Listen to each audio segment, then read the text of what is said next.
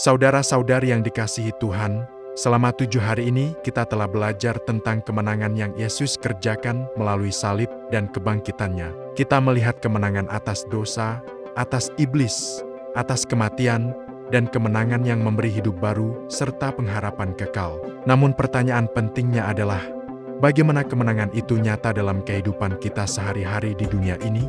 Karena kenyataannya, kita masih hidup di dunia yang penuh tantangan godaan, tekanan, ketakutan, dan berbagai pergumulan hidup. Tetapi firman Tuhan hari ini menegaskan bahwa sebagai orang percaya, kita dipanggil bukan untuk kalah, melainkan untuk hidup sebagai pemenang. Mari kita berdoa. Tuhan Yesus, kami bersyukur untuk kemenangan yang telah Engkau kerjakan bagi kami. Roh Kudus, tolong kami untuk tidak hanya memahami firman-Mu, tetapi juga menghidupinya setiap hari. Kuatkan iman kami agar kami dapat hidup sebagai pemenang di tengah dunia ini. Dalam nama Tuhan Yesus kami berdoa. Amin. 1 Yohanes 5:4. Sebab semua yang lahir dari Allah mengalahkan dunia, dan inilah kemenangan yang mengalahkan dunia, iman kita. Surat 1 Yohanes ditulis untuk meneguhkan iman orang percaya yang menghadapi ajaran-ajaran yang menyesatkan dan tekanan dari dunia. Rasul Yohanes ingin memastikan bahwa jemaat tetap teguh dalam iman dan tidak goyah oleh pengaruh dunia. Tujuan utama dari ayat ini adalah untuk menegaskan bahwa kemenangan atas dunia bukan berasal dari kekuatan manusia, tetapi dari iman kepada Tuhan. Kata mengalahkan dunia dalam ayat ini menunjukkan kemenangan yang terus berlangsung, bukan hanya sekali terjadi. Dunia di sini bukan hanya berarti bumi secara fisik, tetapi sistem kehidupan yang menentang Tuhan, nilai-nilai yang bertentangan dengan kebenaran, godaan dosa, dan tekanan untuk meninggalkan iman. Yohanes menegaskan bahwa setiap orang yang lahir dari Allah memiliki kemampuan untuk mengalahkan dunia, dan alat kemenangan itu adalah iman. Iman bukan sekadar percaya secara intelektual, tetapi kepercayaan yang hidup yang mempengaruhi cara kita berpikir, berbicara, dan bertindak. Kemenangan orang percaya tidak ditentukan oleh keadaan luar, tetapi oleh iman di dalam hati. Ini berarti kita bisa tetap kuat meskipun keadaan sulit, kita bisa tetap setia meskipun dunia menekan, kita bisa tetap berharap meskipun situasi tidak berubah. Seringkali kita merasa kalah oleh dosa, kalah oleh keadaan, kalah oleh tekanan hidup. Namun firman Tuhan mengingatkan bahwa kita bukan korban keadaan. Kita adalah orang yang lahir dari Allah, dan kita memiliki iman yang memberi kemenangan. Bayangkan sebuah kapal yang berada di tengah badai besar. Ombak tinggi dan angin kencang mengguncang kapal itu.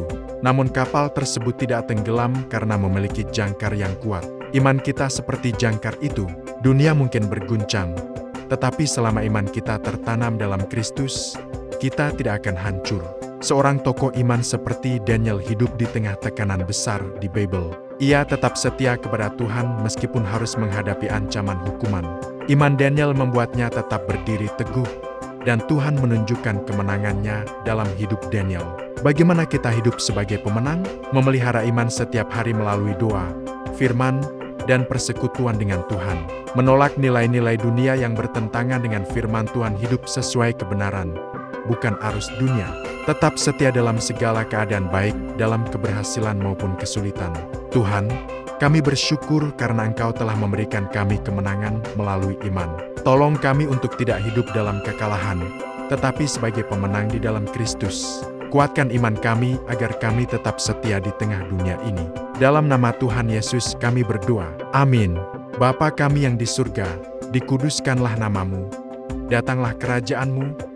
Jadilah kehendak-Mu di bumi seperti di surga. Berikanlah kami pada hari ini makanan kami yang secukupnya, dan ampunilah kami akan kesalahan kami, seperti kami juga mengampuni orang yang bersalah kepada kami, dan janganlah membawa kami ke dalam pencobaan, tetapi lepaskan kami dari yang jahat. Karena Engkaulah yang mempunyai kerajaan, dan kuasa, dan kemuliaan sampai selama-lamanya. Amin. Tuhan memberkati engkau dan melindungi engkau.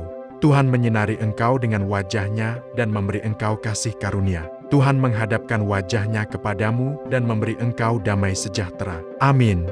Anda bukan dipanggil untuk bertahan saja, tetapi untuk menang.